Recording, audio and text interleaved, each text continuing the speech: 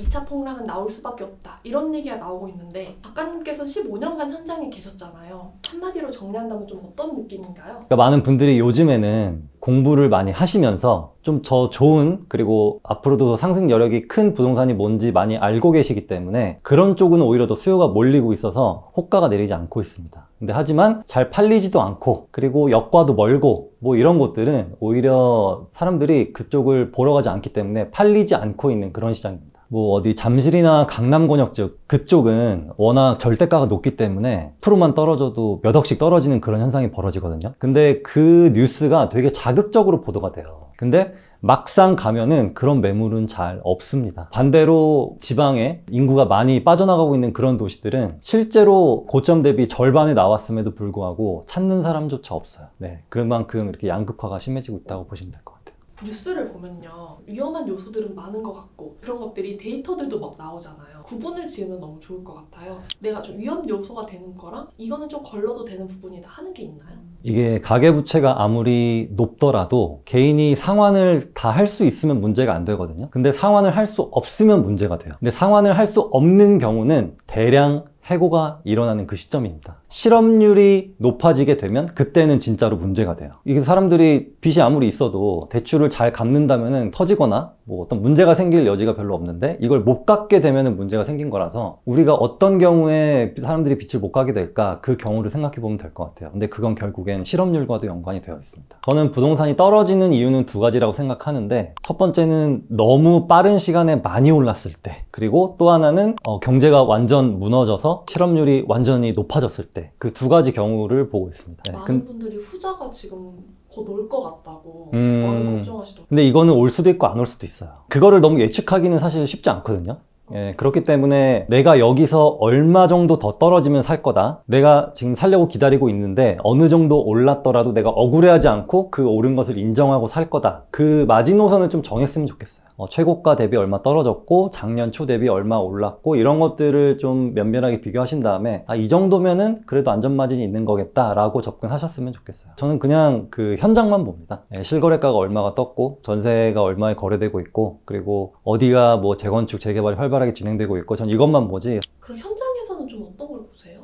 지금 매수세가 어떻게 붙고 있는지, 갔을 때 부동산 사장님께서 되게 친절하시다 하면은 약간 하락장일 가능성이 커요. 되게 무뚝뚝하고 전화만 계속 받고 있다 그러면은 좀 상승장일 가능성이 큽니다. 그래서 그런 것들은 약간 뭐 그냥 분위기적인 거고, 실제로 호가를 봤을 때 실거래가보다 호가들이 다 높다, 그리고 조정을 내가 몇 번 요청했는데 조정이 전혀 안 된다, 이러면 상승장일 가능성이 크고요. 그리고 부동산 사장님께서 이거는 얼마 조정이 가능하다, 그리고 또 더 좋은 매물이 있을 것 같기도 하다, 이렇게 매물을 계속 찾다 보면 매물이 늘어날 수가 있거든요. 그럴 때는 사실 좀 하락장일 가능성이 크죠. 그런 좀 현장의 분위기가 확실히 뭐 뉴스나 그런 데이터보다 훨씬 더 빠르다는 말씀이신 거죠? 맞아요. 이 데이터는 아무래도 집계가 되는 거다 보니까 현장에서 있었던 일에 한 달 또는 두 달 뒤에 잡히는 거기 때문에 이거를 믿었다가는 좀 늦을 수가 있어요. 실제로 작가님께서도 15년 동안 지금 현장에 계셨잖아요. 좀 지난 좀 시장들을 봤을 때 보통 부동산 하락장에서 집값이 고점 대비 어느 정도까지 그럼 떨어지곤 했나요? 2010년에서 2013년까지 한 30% 정도 떨어졌던 것 같아요. 근데 이번에도 비슷한 것 같아요. 2022년에서 2023년 이 초까지 한 30% 정도 떨어졌던 것 같아요.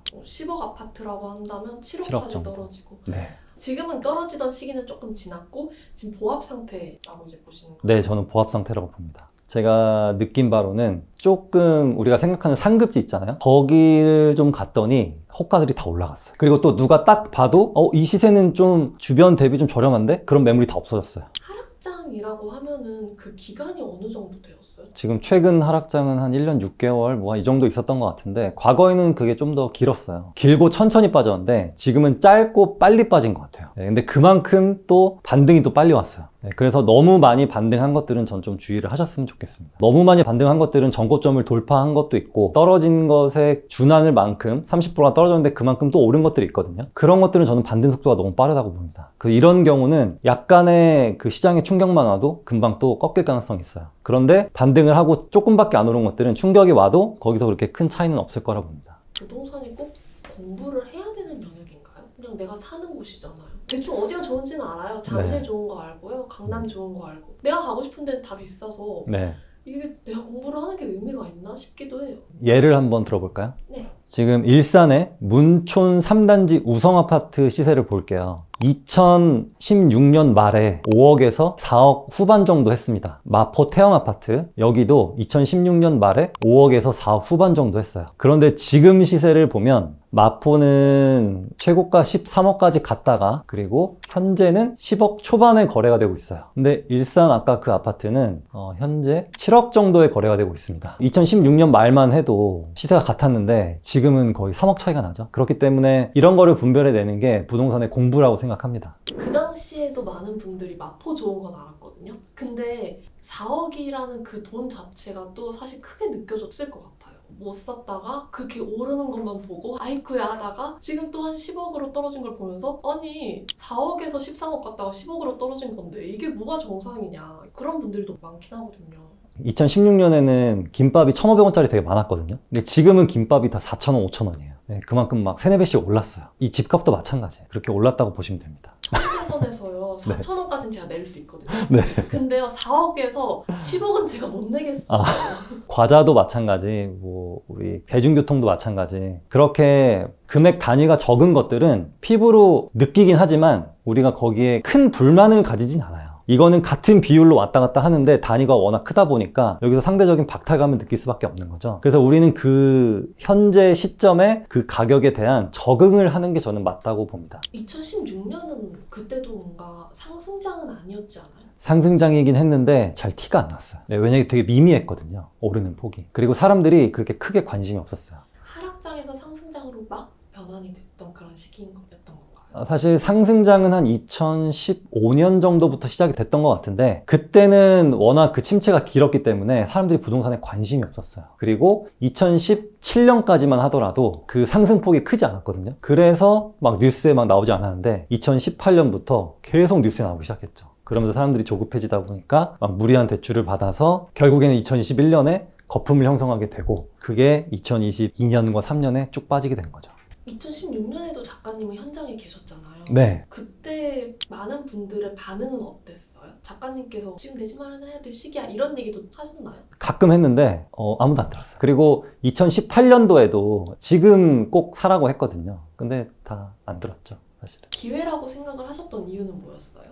저는 2009년부터 시작을 했는데 이게 떨어지건 올라가건 그때 항상 기회를 노렸던 것 같아요. 너무 과거와 미래를 비교하기보다는 지금 내가 갔을 때 좀 더 매력적인 매물이 있는가? 로얄동 로얄층에 좀 더 저렴한 실거래가보다 훨씬 저렴한 매물이 있는지 이거를 좀 더 우선적으로 봤던 것 같아요. 지금 2024년 네. 지금은 그때랑 좀 비슷한가요? 좀 비슷한 것 같아요. 네.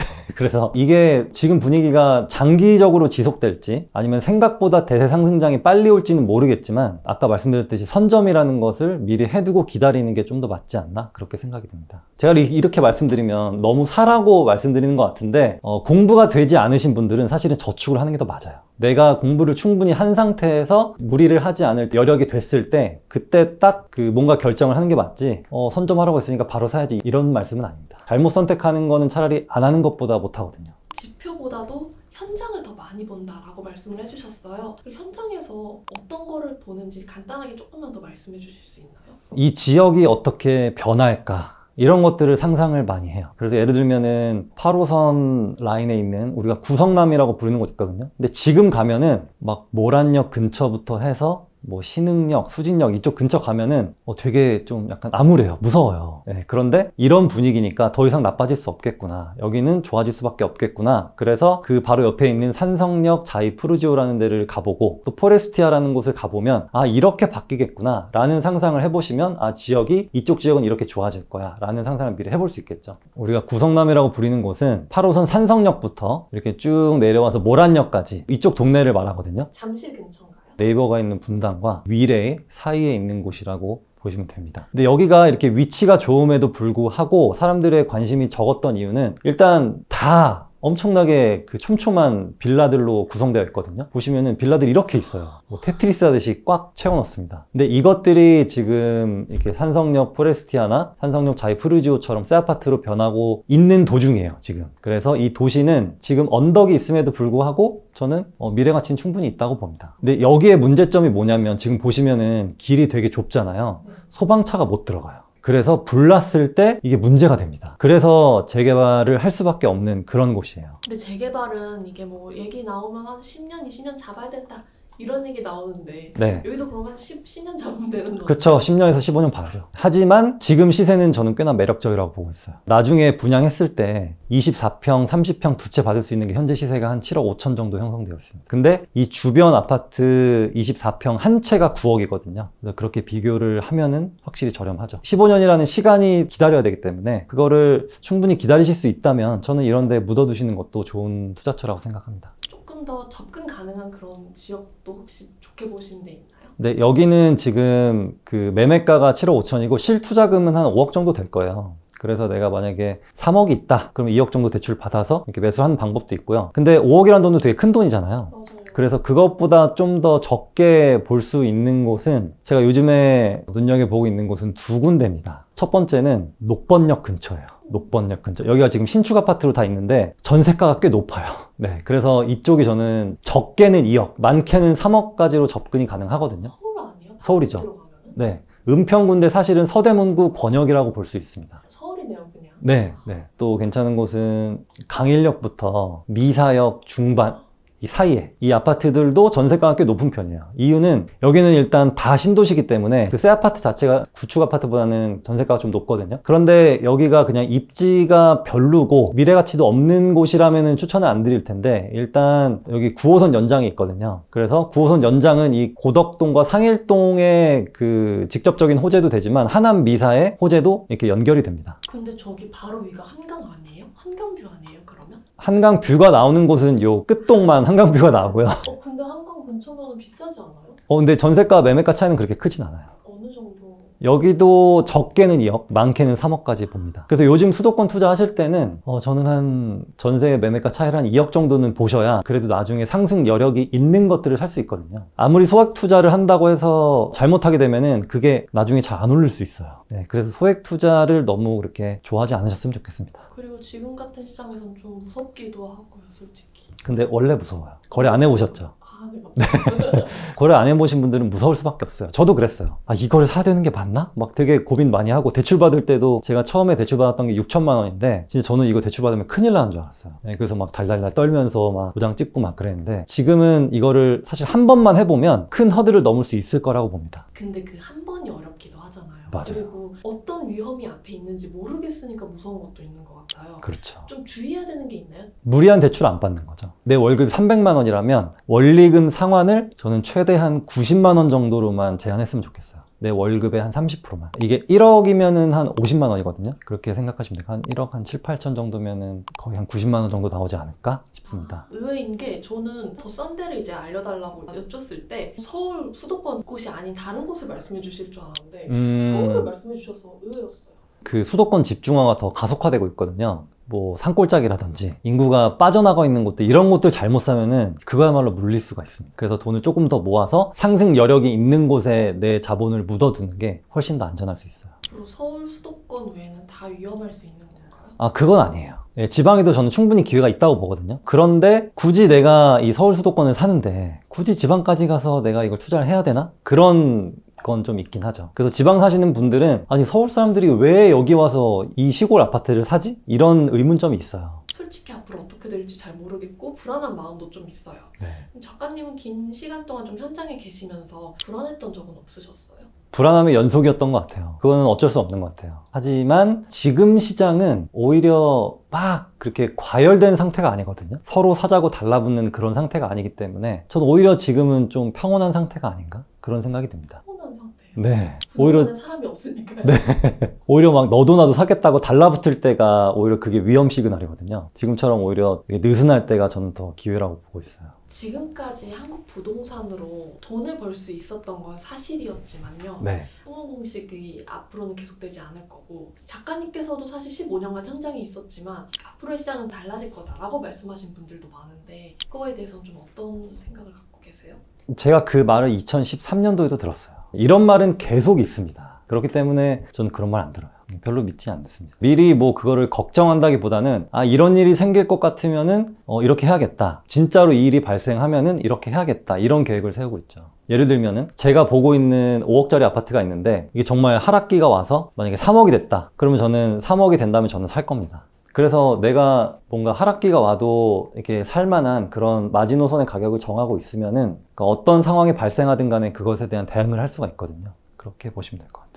월급 한 300만 원에서 집 대출금 갚고 뭐 아이 교육비 내고 이것저것 빼고 나면은 수중에 남는 돈이 없거든요. 저축 자체가 좀 안 되고 집은 내 집이 아니라 은행 집에 더 가까운 것 같고 재테크란 게 꼭 해야 되나? 이게 뭐라고 내가 지금 이렇게까지 하는 거지? 맞아요. 하는 그런 생각도 들더라고요. 맞아요. 그래서 안 해도 됩니다. 이거는 선택의 영역이에요. 해도 되고 안 해도 돼요. 대신에 했을 때 잘못했을 때 그런 어떤 성공과 후회 그리고 안 했을 때의 후회나 그런 것들에 대한 책임은 내가 지는 거죠. 네, 그래서 이 월급쟁이 부자들은 재테크를 해야 되겠다는 사람들이 보는 채널이잖아요. 네, 그래서 저는 해도 되고 안 해도 되고 저는 상관없다고 보고 있습니다. 해보고 실패도 해보고 좋은 결과도 내보니까 좋은 결과를 내는 것들을 계속 반복하다 보니까 이게 안 했을 때보다는 훨씬 더 좋아진 것 같습니다. 어떤 정신적으로나 경제적으로나. 내 집이 있는 그런 1주택자인 분들은 그럼 지금 뭘 해야 돼요? 일단 가장 중요한 것은 소득을 늘리는 거예요. 그런데 그게 쉽지 않죠. 네, 되게 귀찮죠. 네, 맞아요. 그렇기 때문에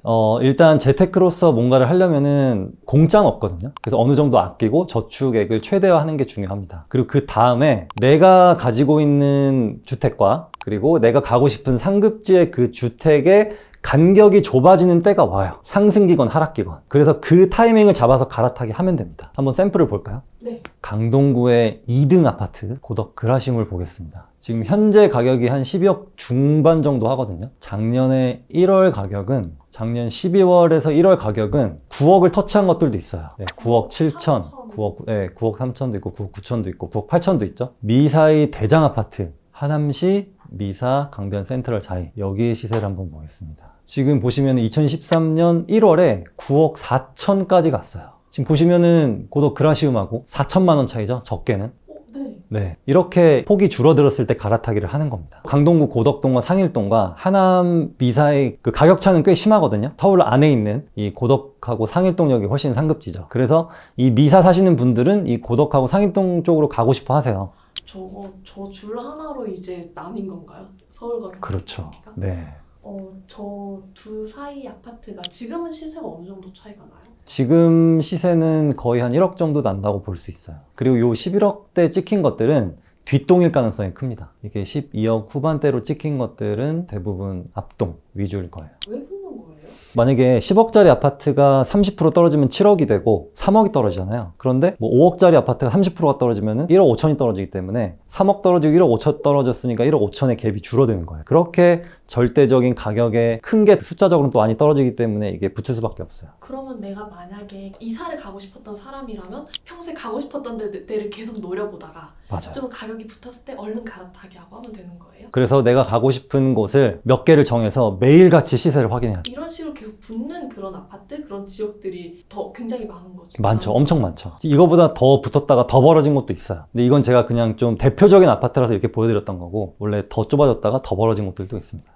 지금같이 좀 팍팍한 고물가 시기에 좀 하락장을 보내는 1주택자 분들이 어떻게 갈아타기를 할 수 있는지 그런 좀 예시나 전략을 조금 더 들어주시면 좋을 것 같은데요. 내가 월 300만 원 받고 수원을 사는 그런 40대 김 과장이라고 한다면요. 이분이 이제 아이를 학교를 위해서 잠실로 이사를 가고 싶어 해요. 이분은 좀 어떻게 해야 되나요? 수원에서 잠실로 바로 가는 것은 일반적인 직장인으로서는 불가능합니다. 과천 정도 한번 들렸다 가셨으면 좋겠어요. 과천에 뭐 레미안 슈르라든지 과천에도 신축 아파트는 되게 비싸거든요. 그래서 좀 구축 아파트 레미안 슈르 정도 아파트를 한번 거쳐서 거기서 좀 더 자산을 불린 다음에 잠실로 가시면 될 것 같아요. 네, 과천은 여기 있습니다. 경마공원부터 여기까지 인덕원 사이 여기가 과천이라고 보시면 돼요. 그런데 메인 과천은 이 정부 청사부터 과천역이거든요. 여기 새 아파트들은 매우 비싸요. 이 재건축 아파트랑. 그래서 약간 연식이 된 레미안 슈르 정도면은 중간을 한번 거쳤다가 가도 되는 그런 곳이고요. 여기랑 또 비슷한 시세를 형성하고 있는 곳이 어디냐면은 송파구의 가락동입니다. 송파구 하면 되게 좋죠. 그래서 여기 있는 가락동 아파트들도 가성비가 꽤 좋은 곳들이 많아요. 그래서 이쪽을 거치고 뭐 잠실로 가셔도 됩니다. 그런 건 우리가 주의해야 될 점은 없나요? 먼저 팔고 사야죠. 무조건. 왜냐면 내가 먼저 계약을 했는데 내 집이 안 팔리면 큰일 나잖아요. 그 계약금 날리는 거잖아요. 그런데 부동산 사장님이 뭐라고 하냐면 이거 지금 안 사면은 놓친다. 또는 내가 이거 다른 사람들이 통장번호 달라고 하는 거 지금 안 주고 있다. 손님이 있어서 막 이렇게 막 설득을 해요. 네. 근데 그런 거에 넘어가지 마시고 일단 내 거를 먼저 매도 계약을 하신 다음에 매수 계약을 해야 됩니다. 근데 또 하나 주의점은 매도를 하고 매수를 하기까지 그 기간이 너무 길면 안 돼요. 저는 보통 한 달 내에 다 하거든요. 근데 이게 막 3개월이 지나고 6개월이 지나게 되면은 나는 또 무주택자 기간이 너무 길어질 수가 있어요. 근데 그때 만약에 하락장이 오면 좋겠지만 상승장이 올 수도 있거든요. 그러면 또 내가 이 판돈으로 더 좋은 데 가려고 했는데 오히려 더 못한 곳을 가게 될 수도 있어요. 요 매도와 매수는 그 간극은 좀 좁았으면 좋겠다. 이게 저의 의견입니다. 근데 여기서 또 하나 중요한 게 있어요. 내가 수원에도 아파트가 많잖아요. 근데 내가 가지고 있는 수원 아파트, 그러니까 나의 객관화를 먼저 해야 돼요. 그래서 내가 가지고 있는 수원 아파트가 과연 이게 시세가 잘 올라왔는지, 그리고 반등을 최근에 했는지 이런 것들을 봐야 돼요. 그래서 미래에 대세 상승장이 왔을 때 다 같이 흐름을 탈 아파트인지 아니면은 같이 못 탈 아파트인지 이런 거를 먼저 객관화를 해야 됩니다. 그런 객관화 어떻게 해요? 공부해야죠. 공부를 해야 되고, 그리고 쉬운 방법으로는 2016년, 17년도부터 현재까지의 시세가 얼마나 올랐는지 그 비율을 다른 아파트들과 한번 비교를 해보는 거예요. 했을 때 우리 아파트는 좀 너무 지지부진했다 안 오른다 하면은 네. 약간 상대적으로 좀 떨어진 아파트일 수도 있는 거예요. 네, 그런 것들은 앞으로도 안 오를 가능성이 큽니다. 그럼 어떻게 해요? 탈출해야죠. 뭐 같은 수원 내에서 만약에 자금이 있다면은 뭐 더 상급지로 가면 좋지만, 그렇지 않은 곳에서는 좀 같은 지역이지만 그래도 여기는 신축에다가 역세권에 학군도 받쳐주는 곳, 이런 곳들로 이렇게 갈아타기를 하는 게 맞죠. 같은 지역 내에서도 차이가 많이 벌어지거든요. 자기 객관화가 가장 중요해요. 내 거를 너무 사랑해도 안 되고 너무 미워해도 안 됩니다. 만약에 내가 매일같이 시세 체크를 못 하겠고 저기는 좀 안 될 것 같다 싶으면은 내가 살고 있는, 내가 너무 많은 돈을 깔고 있지는 않은지 그거를 먼저 확인해 보셔야 돼요. 내가 자가에 살고 있다는 것은 되게 많은 돈을 깔고 앉아 있으면서 안락함을 누리는 거거든요. 근데 그 선택보다는 오히려 좀 불편하지만 반전세나 월세로 가서 나의 그 나머지 목돈들은 좀 상급지에 묻어두는 게 사실은 투자로서는 훨씬 더 유리합니다. 제가 그렇게 해왔어요. 네, 그래서 결혼하고 나서 저는 2012년부터 2021년까지 계속 월세 살았어요. 거의 한 10년 동안 그 월세 살다가 실거주 요건이 생겨서 어쩔 수 없이 자가로 입주를 했습니다. 작가님 그때쯤에는 이미 상당한 자산을 이루셨을 때 아니었어요? 투자가 좀 더 목적이었던 것 같아요. 그리고 굳이 내가 이렇게 큰 돈을 깔고 있어야 되나? 이런 생각이 예전부터 있었는데 근데 최근에 이렇게 자가에 들어가서 살다 보니까 확실히 실거주에 대한 만족도도 크더라고요. 저보다는 아내가 더 컸습니다. 이게 약간 지금 두 가지 길이 있는 것 같아요. 하나는 이제 갈아타기 말씀을 해주셨고, 네. 또 방금 또 말씀을 해주신 거는 내가 너무 큰 돈을 내 실거주에 깔지 말고 그 돈을 이제 종잣돈 삼아서 어쨌든 투자로 활용을 하는 그 방법. 이 두 가지가 사실 지금 1주택자가 갈 수 있는 전략이라고 봐도 되는 걸까요? 맞아요. 만약에 1주택을 가지고 계신 분들 중에서 이 주택이 그래도 시세 흐름을 잘 따라가는 아파트다, 괜찮은 아파트다라고 하면은 굳이 갈아타기 안 하셔도 되고 자금을 좀 더 모은 다음에 한 채를 더 마련하셔도 돼요. 2주택자로 가도 됩니다. 2주택자 막 세금 막 붙고 그러지 않아요? 그 공시가가 막 엄청나게 높으면 당연히 보유세가 나오겠지만 그렇지 않으면은 사실은 보유세는 그렇게 크지 않을 거예요. 작가님께서 현장을 많이 보시잖아요. 네. 실제로 뭐 금매나 반값 아파트가 있는데 제가 못 발견하는 건가요? 반값 아파트는 없습니다. 대부분 직거래예요. 또는 요즘은 직거래를 하긴 하는데 세무조사 이런 거를 피하기 위해서 중개사를 끼고 많이 합니다. 그래서 반값 아파트들이 생겨나요. 그래서 직거래인데 반값이다. 근데 그 시세는 그거 하나밖에 없어요. 나머지는 그거보다 훨씬 다 비싸요. 네, 이런 거는 가족간 거래라고 보시면 됩니다. 금매는 그래도 이거는 상승기든 하락기든 항상 있어요. 모든 사람들이 어떤 상황이 다 다르니까 되게 사업이 갑자기 안 좋아지는 사람도 있고 급하게 돈이 필요한 사람들이 어쨌든 계속 생기잖아요. 그럴 경우에는 금매가 나오겠죠. 근데 그게 모든 아파트에 저는 거의 다 있다고 봐요. 그래서 시세 대비 한 1억 정도 또는 몇천 정도 저렴하게 나오는 것들은 저는 금매라고 보고 있습니다. 이게 금매가 유니콘 같은 건지 제 눈에는 안 보이긴 하거든요. 그런 거 좀 잘 찾는 그런 방법도 있나요? 일단 금매는 대단지에 많아요. 단지가 크면은 금매가 나올 가능성이 커집니다. 그래서 헬리오시티 같은 경우를 보시면은 시세가 되게 들쭉날쭉해요. 이게 작은 단지들은 뭐 5억 천, 5억 2천 되게 촘촘하게 돼 있는데 헬리오시티는 막 이렇게 1억 단위로 왔다 갔다 하거든요. 근데 그게 바로 입주민의 상황이 다 다르고 그렇기 때문에 그런 매물들이 더 나올 가능성이 큰 거죠. 그것도 내가 가고 싶은 아파트 즐겨찾기 이런 거 해놓고 계속 이제 체크를 하다 보면은 금매도 찾을 수가 있는 거예요. 근데 그거는 현장에 있어요. 이게 인터넷으로 안 나와요. 부동산을 갔을 때 이렇게 문자로 보내주신 분들이 있거든요. 몇 평 얼마 나왔어요. 그리고 여기 금매 나와서 이렇게 문자로 보내주신 분들이 있는데 그런 공인중개사 분들하고 친해지셔야 돼요. 가장 효율적인 방법이죠. 제가 매일 거기에 갈 수는 없으니까 여러 군데서 내가 원하는 그 부동산을 딱 찍어서 문자를 받는 그런 걸 만드시면 좋을 것 같아요. 어쨌든 답은 현장에 있는 거네요. 직장 생활도 또 열심히 하면서 재테크도 좀 잘 하시는 그런 분들의 특징이 있나요? 있어요. 뭐냐면 일 끝나고 야, 나 회사에서 일했으니까 이제 쉬어야지 라고 하지 않는 겁니다. 왜냐면 일은 누구나 하는 거예요. 그래서 그렇기 때문에 일은 누구나 하고 누구나 힘들기 때문에 나머지 시간을 어떻게 쓰느냐가 가장 중요합니다.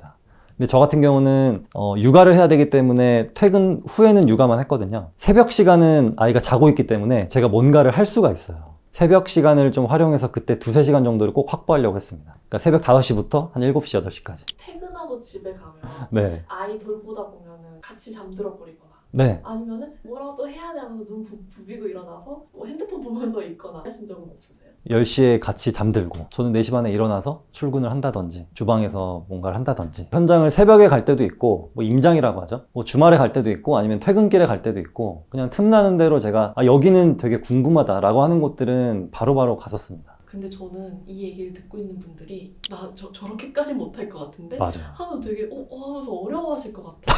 이런 분들한테 해주실 수 있는 조언도 있나요? 그게 만약에 좀 어렵다면 지도를 좀 많이 봤으면 좋겠어요. 네, 지도를 많이 보면서 어디에 무슨 아파트가 있고 어디에 몇 호선이 지나고 어디 지역이 비싸고 어디 지역이 좀 가성비가 괜찮고 서울과 경기도의 맵을 내 머릿속에 넣는다라고 생각하셨으면 좋겠어요. 가족들과 나들이 갈 때 뭐 어디 멀리 가지 마시고 그냥 서울로 가는 거예요. 경기도나. 나들이도 하고 현장도 보고 네. 시세도 한 번씩 보고. 네. 분당의 중앙공원에 가서 분당에 한번 분위기도 보고 과천에 가서 뭐 과천 과학관도 갔다가 뭐 그 주변도 보고 뭐 광명에 가서 뭐 이렇게 광명시도 좀 보고 뭐 이렇게 하는 거죠. 저도 실제로 그렇게 많이 했습니다. 그렇게만 해도 지금보다는 더 변화를 만들 수 있는 거예요? 엄청난 변화가 생기죠. 근데 이게 처음에는 잘 티가 안 나요. 아무리 해도 무슨 변화가 있지 하지만 이거를 지속하는 게 되고 안 되고의 가장 핵심입니다. 그래서 제가 계속 말씀드리는데 성공을 하고 말고는 특별한 기술이 아니라 어떻게 살아가느냐 이게 가장 중요하다고 그렇게 말씀드리고 있어요. 그래서 그런 습관을 들이는 게 가장 중요하죠. PD님은 혹시 얼마 모으셨어요? 월 300 정도 받고 있고요. 최근에 딱 5천만 원 모았습니다. 되게 많이 모으신 거예요. 왜냐면은 제가 입사하고 2년 동안 회사 다니면서 아르바이트까지 해서 2년 동안 딱 6천만 원 모았었거든요. 근데 지금 5천만 원 모으신 건 저는 되게 잘 모으신 거라고 보고 그리고 지금부터 공부를 하시면서 돈이 모였을 때 나는 어떤 투자를 할 수 있을까를 계속 공부를 해나가셔야 돼요. 출근길에 뭐 지옥철 탈 때마다 뭐 전세 때문에 이사 다닐 때마다 나 같은 직장인도 돈을 불릴 수 있나? 하는 그런 좀 생각이 들기도 해요. 당연히 가능하죠. 지금이 오히려 전 더 좋다고 봐요. 정보가 되게 많고요. 그리고 오히려 저는 시장이 점점 더 타겟이 좁아지고 있다고 보고 있어요. 예전에는 지방에도 굉장히 매력적인 곳이 많았고 수도권에도 많았는데 지금은 지방의 매력도가 점점점 줄어들고 있거든요. 그래서 사실은 지금 수도권에만 집중해도 저는 충분하다고 봅니다. 그러니까 공부할 범위가 더 줄어든 거죠.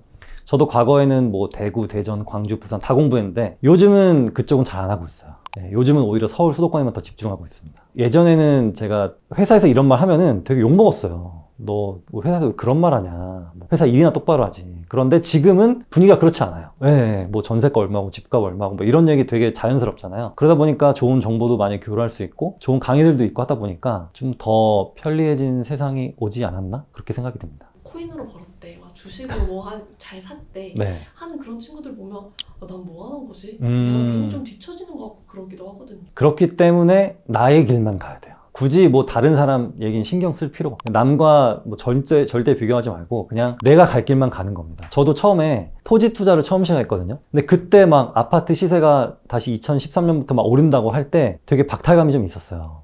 내 토지는 전혀 안 오르고 있는데. 근데 그러다 보니까 나도 아파트를 빨리 해야 되나? 하지만 저는 그때 아파트 몰랐거든요. 하지만 저는 그냥 나는 내가 아는 건 토지니까 계속 토지를 해야겠다라고 해서 계속 그 길을 갔었습니다. 2016년부터는 아파트도 같이 하기 시작했죠. 그럼 저 같은 이제 딱 5천만 원 모은 직장인이 내가 이거를 좀 막 3억, 5억 한 뭐 그 정도까지 좀 불리는 그런 좀 현실적인 방법, 혹은 스텝이 있는지도 궁금해요. 일단 가장 중요한 것은 내 돈을 모아서 자산에 탑승을 시켜야 돼. 근데 내 돈을 모으려면 어떻게 해야겠죠? 아껴야겠죠. 스타벅스는 기업 총수들만 가는 겁니다. 네, 그래서 커피도 메가커피 이런 거 가지 마시고 그냥 회사에 있는 커피 그냥 먹으면 돼요. 메가커피는 싼데.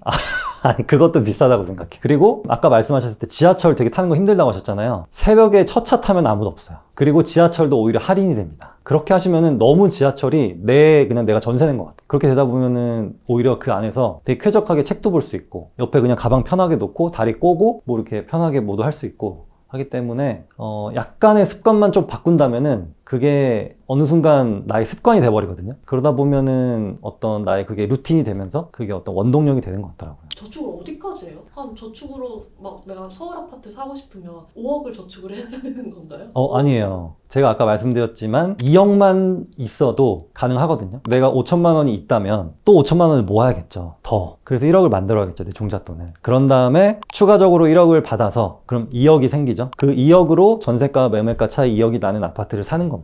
2억이 됐을 때 이때 나는 어떤 아파트를 살 거다라는 그 후보군들을 쭉 비교 분석을 해야 돼요. 네, 그래서 그때 내가 바로 실행할 수 있도록 그렇게 딱 준비가 되어 있어야 됩니다. 근데 내가 만약에 돈이 준비가 됐는데 나의 지식은 준비가 되어 있지 않았다? 그럼 하면 안 되죠. 이거는 반드시 내가 공부가 되어 있고 분석이 다 끝났을 때 그때 실행을 해야 됩니다. 공부는 계속 해야 돼요. 공부는 상승기 때만 하는 게 아니라 하락기 상승기 때 다 해야 돼요. 매일같이 해야 돼요. 매일같이. 우리 머리도 먹어야 돼요. 계속 배만 살찌는 게 아니라 머리도 살쪄야 돼요. 저 그것도 궁금해요. 투자에는 사실 여러 가지가 있잖아요. 뭐 아파트도 있고 토지도 있고 상가도 있고. 근데 왜 아파트를 또 많이 추천해 주세요? 일단 아파트가 황금성이 가장 좋아요. 그래서 처음 하시는 분들은 아파트를 사는 게 압도적으로 좋습니다. 일단 상가는 공실 위험이 있고요. 그리고 토지는 뭐 전세를 끼고 살 수가 없어요. 무조건 내 대출을 받아서 풀로 내 돈이 다 들어가야 되거든요. 그리고 거기서 뭐 월세 나오는 것도 사실 거의 없고, 그리고 또 잘못 사면은 안 팔립니다. 평생. 근데 아파트는 그래도 좀 잘못 사더라도 어찌어찌 하면 팔리거든요. 그렇기 때문에 어떤 황금선 측면에서라도 처음에 하신 분들은 저는 아파트를 먼저 하시라고 말씀드리고 있어요. 아파트를 보는 기준이 어떻게 되세요? 일단 세대수. 네, 세대수가 너무 적으면 안 되겠죠. 뭐 한 2, 300세대 된다. 아파트가 한 동짜리다, 두 동짜리다 이런 것도 위험해요. 그리고 또 하나는 이 서울 경기도인데 지하철이랑 너무 멀리 떨어져 있는 것. 그런 것들은 별로 좋지 않습니다. 근데 이런 것만 봐도 사실 그렇게 안 좋은 아파트 걸러내기는 그렇게 어렵진 않은 것 같아요. 아무래도 세대수가 적은 것들은 사람들이 선호하지 않아요. 이유는 일단 세대수가 적은 것들은 시세가 잘 안 올라갑니다. 왜냐면은 이 부동산은 결국에는 땅값으로 결정되거든요. 근데 그 단지가 가지고 있는 크기가 그 단지의 땅값인데 이게 너무 작다 보면은 이게 어떤 그 받쳐주는 힘이 부족하게 돼요. 그러면은 잘 올라가지 않게 되는 거죠. 작가님께서 지난번에 그 얘기 해주셨어요. 아파트에서 핵심은 딱 두 가지고 입지와 황금성이다. 입지는 서울 수도권이면은 다 그냥 입지 좋다 라고 보면 되나요? 그 중에서도 일자리와 접근성이 좋은 게 더 좋고요. 네, 그리고 또 학군이 있으면 더 좋고요. 그게 또 신축이면 더 좋고요. 그리고 사업성이 좋은 재건축이면 또 더 좋고요. 근데 이게 입지가 엄청 좋은 것과 안 좋은 것, 이 간극이 차이가 크면은 되게 비교하기 쉽거든요. 근데 그 차이가 크지 않을 때 신축이냐 구축이냐 이거를 선택하는 거는 약간 공부의 영역이라고 보고 있어요. 그래서 그런 거를 비교하실 때는 좀 공부를 좀 하셔야 됩니다. 지금 말씀해 주신 게 다 어디서 좋다는 말은 다 듣긴 했거든요. 이거 봐야 되고 저거 봐야 되고 다 그런 거 따지고 나면 비싼 아파트밖에 안 남더라고요. 꼭 그렇지도 않아요. 그리고 또 말씀드리고 싶은 게 내가 만약에 2, 3억대 갭으로 아파트를 사겠다. 그러면 많은 분들이 막 5, 6억대 보시거든요. 근데 2, 3억대 아파트 갭 정도면은 저는 한 8, 9억대까지 봐도 돼요. 9억짜리인데 6억이 한 전세가가 한 6억 정도다. 이런 아파트가 더 나중에 상승 여력이 더 큽니다. 지금 4, 5억대보다. 그렇게 접근하시는 게 맞아요. 그래서 이 아파트 절대가를 보기보다는 일단 전세가율과 매매가의 그 차이 뭐 그런 것들을 좀 더 비교해 보시고 과거의 시세가 어떻게 흘러왔는지 여기가 더 많이 퍼센테이지와 절대 금액이 많이 올라왔는지 그런 것들을 보는 게 더 중요하죠. 산 다음에 안 오르면 어떡해요? 안 오르면 좀 더 기다려야죠. 그리고 왜 안 오르는지 봐야겠죠. 만약에 대세 상승장인데 내 거만 안 오른다. 그럼 내가 잘못 산 거고요. 하락장인데 내 거는 좀 덜 떨어진다. 그러면 잘 산 거고요. 네, 그리고 대세 상승장인데 같이 오른다. 그러면 뭐 잘 산 거고. 하락장과 상승장을 둘 다 겪으셨잖아요. 네. 샀는데 안 오른 적 있으세요? 있죠. 근데 그거는 그냥 떨어지지 않은 것만으로도 감사했어요. 보합장이 좀 길었을 때가 있었거든요. 근데 이게 최근에 2017년부터 21년까지 너무 이 상승과 하락이 너무 막 급했잖아요. 네. 근데 약간 이거는 비정상적인 시장이었어요. 그런데 원래는 이 시세는 천천히 움직여요. 최근이 너무 이게 빨랐기 때문에 많은 분들이 원래 자산시장은 이렇게 빨리 움직이는 건가? 근데 주식은 그럴 수 있지만 부동산은 이 최근에 있었던 그게 약간 사실은 좀 비정상적이었습니다. 샀는데 막 그 다음날부터 왜 안 오르지 이런 것보다는 그거는 일단 신경 안 쓰고 내가 어떻게 하면은 다음 투자를 또 해나갈 수 있을까? 이거를 먼저 신경을 써야 됩니다. 작가님은 어쨌든 지금 현장을 계속 지키고 계신 걸 보면은 계속 기다림의 그 시간들이 있었다는 건데 그렇죠. 어떤 힘으로 기다리실 수 있었던 거예요? 저는 제가 산 거를 그냥 묵혀둔다고 생각했어요. 이거를 내 자식처럼 잘 키워야지 이것보다는 그냥 묵혀두고 빨리 종잣돈 모아서 다른 거 하나 또 사야지. 이렇게 접근했던 것 같습니다. 저는 기본적으로 인플레이션의 힘을 믿고 있습니다. 통화량이 계속 증가하면 증가할수록 그 통화량은 결국에는 자산시장으로 흘러가게 되어 있는데 주식도 있고 채권도 있고 부동산도 있지만 아무래도 우리나라는 부동산이 좀 더 강세거든요. 그래서 부동산으로 많이 흘러 들어갈 것이라는 것을 그렇게 믿고 있어요. 근데 지금도 가능할까요? 근데 지금은 샀는데 오를지 안 오를지도 모르고 네. 집값은 계속 좀 떨어지는 시장이기도 한 것 같고 네. 사실 저는 전월세 살면서 좀 지켜보고 싶은 마음도 있긴 하거든요. 네. 그런 돈도 없다 보니까. 준비가 안 되었다면 당연히 전월세 사면서 지켜보면서 공부하는 게 맞죠. 제가 처음에 거래를 했던 2010년, 2011년 이때도 저는 1988년에 집값 엄청 많이 올랐거든요. 그 좋은 시절 다 지나간 거 아니야? 라고 생각했어요. 약간 중학교 때 이때 지하철 티켓을 끊고 다닐 때가 150원이었거든요. 근데 지금 1,400원이잖아요. 그렇듯이 이 공공요금도 이렇게 10배씩 오르는데 집값은 안 오를까?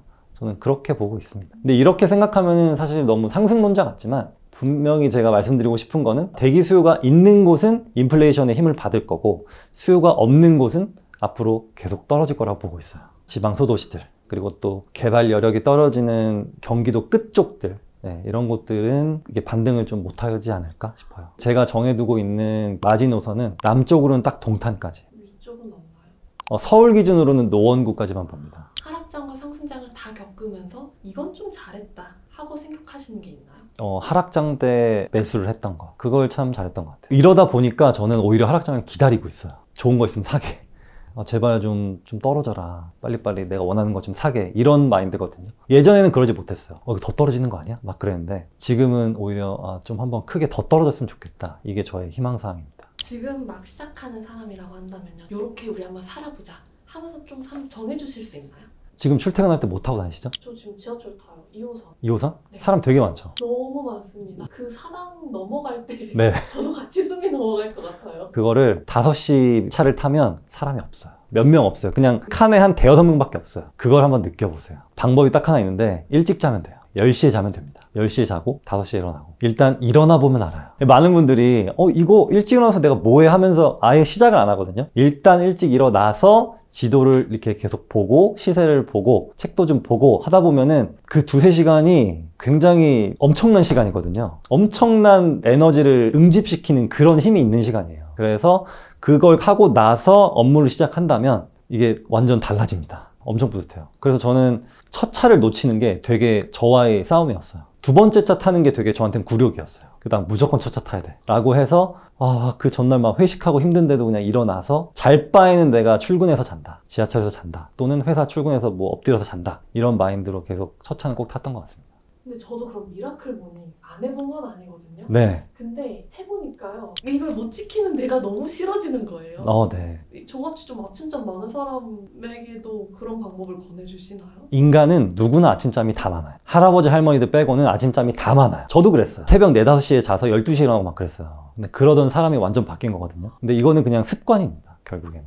일단 한 3개월만 해보세요. 3개월만 해보시고 그걸 이제 6개월로 늘려가고 1년으로 늘려가고. 15년 전에 작가님과 비슷한 고민을 하고 있는 분들에게 이것만은 꼭 해주고 싶다는 그런 조언이 있으신가요? 문제가 뭐냐면 이 유튜브나 미디어에 5억, 10억, 100억 이런 게 너무 많잖아요. 그거에 좀 이렇게 상처받지 않으셨으면 좋겠어요. 나는 월급 300으로 시작하지만 일단 내가 어떻게든 1억을 모아서 일단 내 아파트를 하나 살 거야 라고 현실적인 목표를 딱 잡으셨으면 좋겠어요. 근데 무작정 처음부터 나는 100억 부자가 될 거야 이래버리면은 이게 지속성이 떨어지거든요. 근데 그 지속성을 유지하기 위해서 내가 달성할 수 있는 목표, 한 2, 3년 내에 뭔가를 이뤄낼 수 있는 목표를 먼저 잡아야 돼. 너무 크게 잡지 마시고 남들 잘 나가는 그 모습은 그냥 다 허상이다 라고 생각하셨으면 좋겠습니다. 제가 실제로 만나본 사람들도 실제로는 잔고가 거의 없어요. 막 이렇게 부자처럼 보이는 사람들 있잖아요. 네. 그 사람들 제 주변에도 인스타그램에 화려한 사람들 진짜 많거든요. 근데 그 사람들 다 지금 뭐 반전세 살고 자기 집은 없으면서 그런 사람들 되게 많아요. 그리고 소득도 많지도 않고 그냥 저금 안 하고 그냥 내 월급을 그냥 거기에 다 쓰는 거죠. 300만 원을 내가 다 쓴다고 하면은 그렇게 사실 수 있어요. 호텔에 하루에 만 30만 원이라고 하면은 거기서 10밤 잘 수 있잖아요. 근데 그거는 저는 사실 미래의 자유를 끌어다 쓰는 거라고 생각하거든요. 나중에는 그거에 대한 대가를 받게 되어 있어요. 저는 재테크를 안 하는 것, 하는 것 본인의 선택이지만 저도 안 했을 때가 있고 했을 때가 있었는데 했었던 게 좀 더 좋더라 결과적으로 보니까. 그래서 월급쟁이 부자들 시청자 여러분들은 하시는 방향으로 방향을 이렇게 돌려보시는 게 어떨까 싶습니다.